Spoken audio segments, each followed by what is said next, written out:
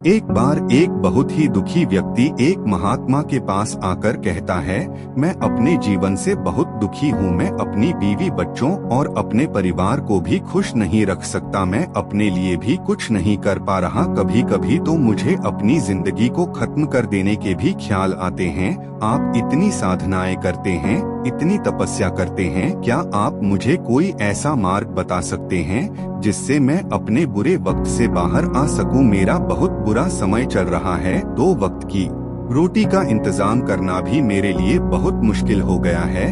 अब आप ही बताएं कि मैं ऐसे वक्त में मैं जिंदा रहूं तो कैसे रहूं, कैसे अपने परिवार को खुश रखूं? कृपया करके कोई साधारण सा तरीका बताने की कृपा करें ताकि मैं आसानी से समझ सकूं, क्योंकि मैं बहुत पढ़ा लिखा नहीं हूं। अगर आप बड़ी से बड़ी ज्ञान की बातें करेंगे तो शायद मैं कभी समझ भी नहीं पाऊंगा। यह सुनकर महात्मा ने मुस्कुराते हुए कहा कि तुम एक काम कर सकते हो। फिर महात्मा ने सामने की ओर इशारा करते हुए कहा कि उस ऊंची पहाड़ी पर एक मंदिर है और उस मंदिर के पास चींटियों का एक घर है जहां पर हजारों चींटियां रहती है। तुम्हें सुनने में बड़ा अजीब लगेगा, लेकिन वह चींटियां उस मंदिर की जमीन को खराब कर देती है, उस मिट्टी की उपजाऊ शक्ति को खत्म कर देती है, जिसके कारण वहां पर कोई भी पेड़ या कोई भी घास पनप नहीं पाती है। तुम मेरा एक काम करो, उसके बाद मैं तुम्हें तुम्हारे सवालों के जवाब दूंगा। तुम 7 दिन तक रोज उस पहाड़ी पर जाओ और उस चींटियों के घर को तहस-नहस कर दो,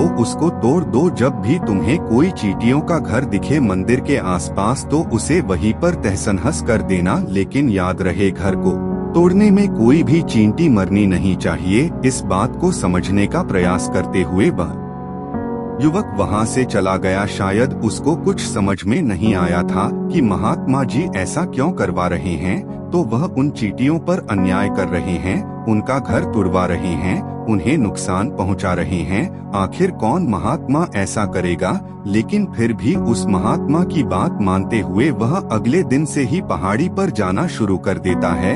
जब वह पहले दिन पहाड़ी पर पहुंचता है तो देखता है कि बहुत सारी चींटियां अपना खाना जुटाने में लगी हुई है। सारी चींटियां कतार से चल रही है और अनाज के छोटे छोटे कण उठाकर अपने घर में जमा करती जा रही है।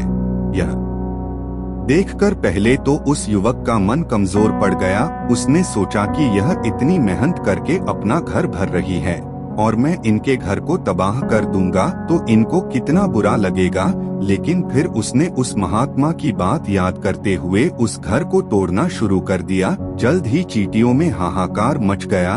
वह इधर उधर दौड़ने लगी। अभी तक जो कतार से चल रही थी अब वह बिखर गई और इधर उधर अपनी जान बचाने के लिए भागने लगी। थोड़ी देर में घर टूट गया और सारी चींटियां इधर उधर छुपने के लिए भाग चुकी थी। यह करने के बाद वह युवक दुखी मन से वापस अपने घर पर लौट आया।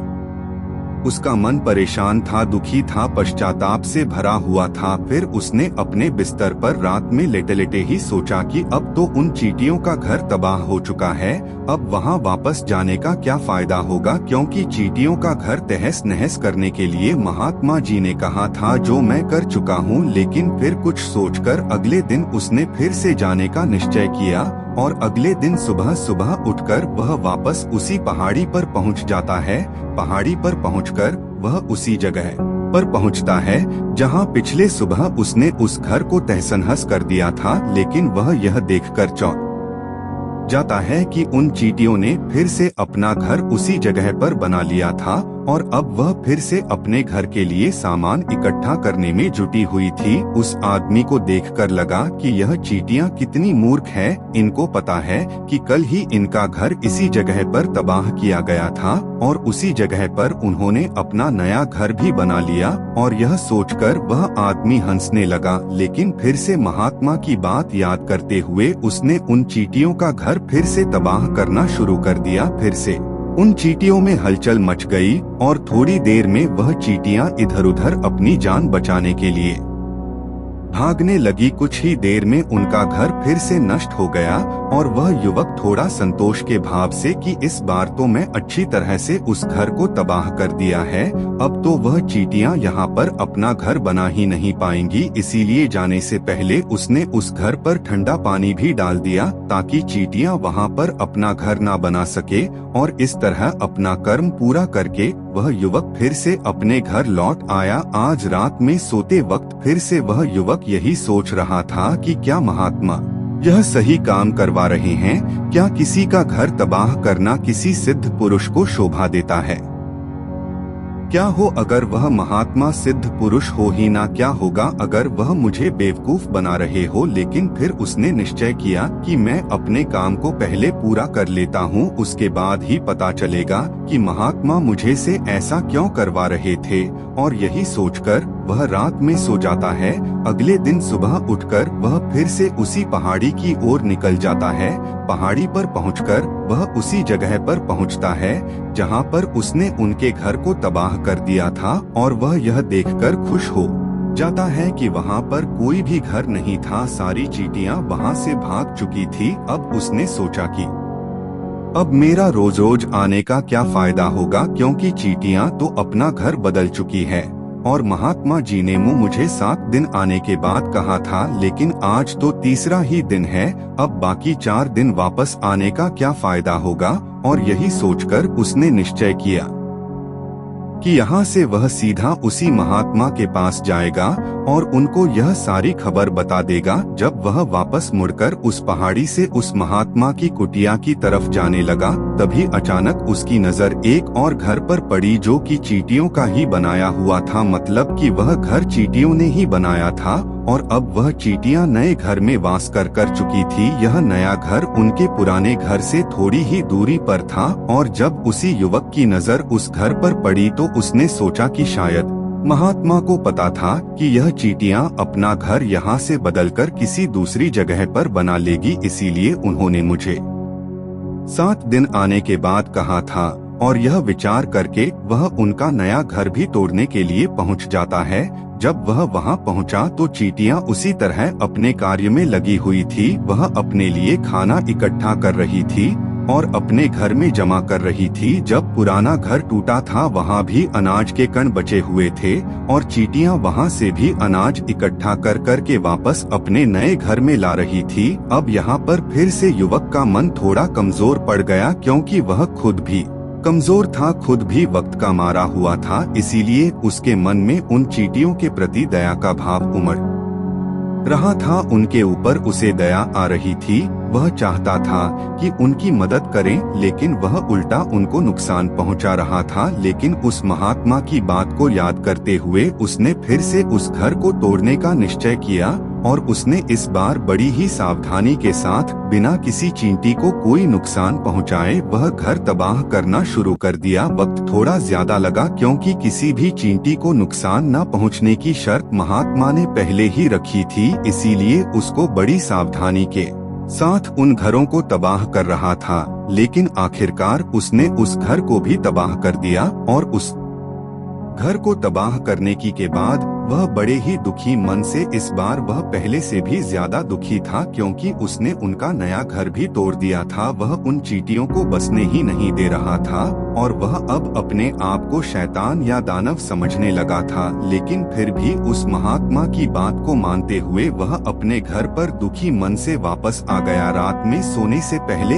एक बार उसने फिर से सोचा कि मैं कितना बड़ा शैतान हूँ, कितना बड़ा दानव हूँ। पुराना घर तो छोड़ो, मैं उन चींटियों को कहीं भी बसने के लिए कोई जगह ही नहीं दे रहा हूँ। वह चींटियां मेरे बारे में यह सोचती होगी, वह कितना बड़ा दानव होगा उस परमात्मा को जो मेरे द्वारा यह काम करवा रहा है। लेकिन फिर भी उसने अगले दिन जाने का निश्चय किया और अगले दिन सुबह सुबह वह फिर से वहां पर पहुंच गया। वो यह देखकर फिर से आश्चर्यचकित रह जाता है कि इस बार चींटियों ने एक और नई जगह पर अपना घर बना लिया था। वह तो पहले से भी ज्यादा ऊर्जा के साथ काम कर रही थी और उन्होंने एक रात में पहले से भी बड़ा घर बना लिया था और अब वो फिर से अपना अनाज और खाना इकट्ठा करने में जुटी हुई थी। यह देखकर उस आदमी को लगा कि यह चींटियां किस मिट्टी की बनी हुई है। मैं उनको बार बार यहाँ से भगाने की कोशिश कर रहा हूँ और यह वहीं पर अपना घर बना लेती है। क्या इनको पता नहीं है कि मैं यहाँ पर कभी भी बसने नहीं दूंगा। यह चींटी है, दिखने में इतनी छोटी है लेकिन फिर भी यह मुझसे हार नहीं मान रही है। बड़ी ताज्जुब की बात है। और इस बार उसने गुस्से में उस घर को तहस नहस करना शुरू कर दिया, लेकिन इस बार तहस नहस करते हुए कुछ चींटियां वहीं पर मर गई, उसके पैरों तले कुचल दी गई। कुचलने के बाद जब वह अपने अहंकार से बाहर आया तो उसने देखा कि गुस्से में उसने उन चींटियों को कितना पहुंचा दी है। उसका मन पश्चाताप से भर गया और वह रोता हुआ अपने घर की तरफ बढ़ गया। रात में सोते वक्त उसने सोचा कि मैं उन चींटियों पर बहुत ज्यादा अत्याचार कर रहा हूँ, अब इससे ज्यादा अत्याचार मैं नहीं कर पाऊंगा। और यही सोचकर वह अगले दिन उन चींटियों के लिए अपने घर से थोड़ा आटा लेकर उसी पहाड़ी पर पहुँच जाता है। आज उसके मन में उन चींटियों के प्रति श्रद्धा का भाव था, दया का भाव था। आज वह उनकी मदद करना चाहता था। और जब वह वहां पर पहुंचा तो चींटियां फिर से अपने नए घर को बनाने में जुटी हुई थी। उसने बड़े ही करुणा के साथ उन चींटियों को अपना लाया हुआ आटा खिलाया। अगले 7 दिनों तक वह ऐसा ही करता रहा। वो रोज सुबह जाता, उन चींटियों को अपने हाथों से आटा खिलाता। 7 दिन के बाद वह युवक उस महात्मा के पास पहुंचकर हाथ जोड़कर बोलता है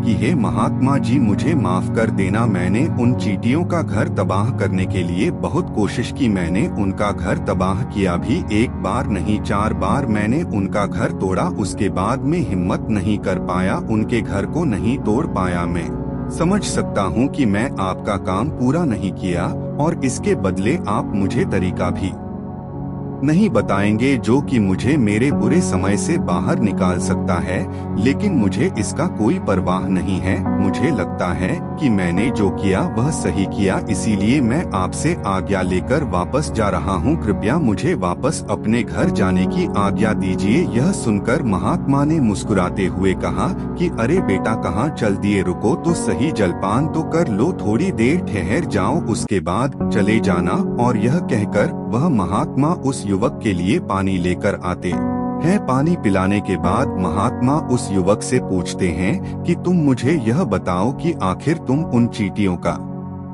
घर तबाह क्यों नहीं कर सके। वह चींटियां तो छोटी है और तुम इतने विशाल काय हो, फिर भी तुम उन छोटी छोटी चींटियों का घर तबाह नहीं कर पाए। कहाँ है तुम्हारी शक्ति, तुम्हारा बाहुबल। इसका जवाब देते हुए उस युवक ने कहा कि हे महात्मा, मैंने उन चींटियों का घर तबाह कर दिया था, बार बार किया था। एक बार तो अपने गुस्से में उन चींटियों को भी हानि पहुँचा दी थी, लेकिन जिस दिन मैंने उनको हानि पहुँचाई उसी दिन मुझे लगा कि मैं उनको क्यों हानि पहुंचा रहा हूं, क्यों इनको इतनी तकलीफ दे रहा हूं। और उसी दिन से मैंने उनको क्षति पहुंचाने की बजाय, नुकसान पहुंचाने की बजाय उनकी सहायता करनी शुरू कर दी। यह सुनकर उस महात्मा ने कहा कि यही तो सीखने की बात है।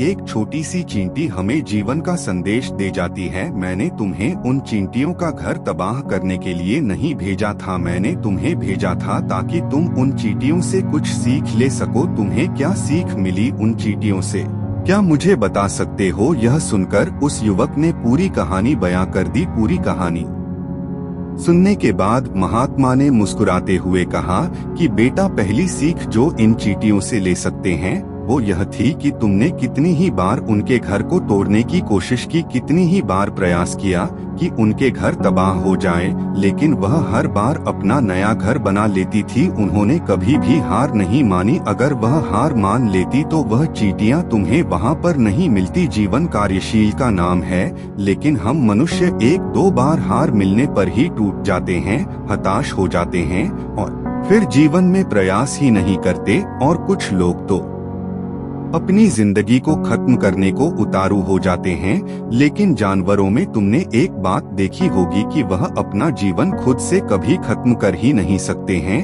तुमने कभी नहीं सुना होगा कि किसी जानवर ने आत्महत्या कर ली, चाहे वह जानवर कितना भी भूखा क्यों ना हो, कितना ही दुखी क्यों ना हो, लेकिन वह अपने जीवन के लिए हमेशा संघर्ष करता रहता है। लेकिन वही दूसरी तरफ हम मनुष्य 1-2 बार हताश होने पर ही अपना जीवन खत्म कर लेते हैं। जीवन तो कर्मशील होता है। कर्म करने का नाम है जीवन, और मृत्यु आखिरी विश्राम है, परम विश्राम है। इसीलिए मृत्यु से पहले कर्म करना कभी मत छोड़ना, क्योंकि मृत्यु के बाद तो तुम परम विश्राम में चले ही जाओगे। तो उससे पहले कर्म करना क्यों छोड़ रहे हो, क्यों हताश हो रहे हो? अगर तुम्हारा एक घर टूट गया है तो दूसरा घर बनाने का प्रयास करो, कोशिश करो, और कोशिश करने वालों की कभी हार नहीं होती। यह तुम उन चींटियों से देख चुके हो। देखने में तुमसे कितनी छोटी है वह चींटियां, और तुम इतने बड़े हो, लेकिन उनका मन तुम्हारा मन से इतना बड़ा है, इतना विशाल है, इतना दृढ़ संकल्प है कि इतनी बार घर टूटने पर भी उन चींटियों ने कभी हार नहीं मानी। दूसरी सीख यह है कि जब भी हमारे ऊपर बुरा समय आता है, हमें लगता है कि यह समय कभी भी नहीं जाएगा, यह समय मेरे जीवन को बर्बाद कर देगा, मुझे कभी नहीं जीने देगा, और अपने इन्हीं ख्यालों से, अपने इन्हीं विचारों से, जिसका असलियत में कोई भी अस्तित्व नहीं है, वह सिर्फ विचार है, और वही विचार हमारे मन को दुखी कर देती है, और इसीलिए हम प्रयास करना भी छोड़ देते हैं। लेकिन तुम खुद सोचो कि बार बार प्रकृति हमें क्षति पहुंचाएगी, नुकसान पहुंचाएगी, लेकिन कब तक पहुंचाएगी? अगर हम बार बार फिर से उठ के फिर से नया प्रयास करते रहेंगे तो प्रकृति भी हमारे सामने घुटने टेक देगी, और वह भी एक दिन हमारे ऊपर दयावान हो जाएगी, कृपालु हो जाएगी, और वह हमें सब कुछ देने लगेगी जिसकी हमने कभी कामना की थी। तुमने खुद देखा कि तुम उन चींटियों को तबाह करने के लिए पहुँचे थे, लेकिन बाद में तुम ही उन चींटियों को अनाज और आटा देने लगे, तुम ही उन पर कृपालु हो गए। क्यों हुए? क्योंकि तुमने देखा कि वह चींटियां हार ही नहीं मान रही है। इसी तरह अगर तुम भी अपने जीवन में कभी हार नहीं मानोगे तो एक ना एक दिन यह प्रकृति तुम्हें वह सब कुछ देगी जो तुम अपने जीवन में पाना चाहते थे। इसीलिए दो सीख याद रखना, कर्मशील कार्य करते जाना, और दूसरा कि एक ना एक दिन प्रकृति तुम्हारी उस कर्म का परिणाम तुम्हें जरूर देगी। तो दोस्तों, मैं आशा करता हूँ कि आपको इस वीडियो से काफी कुछ सीखने को मिला होगा। तो फिर मिलते हैं अगले वीडियो में।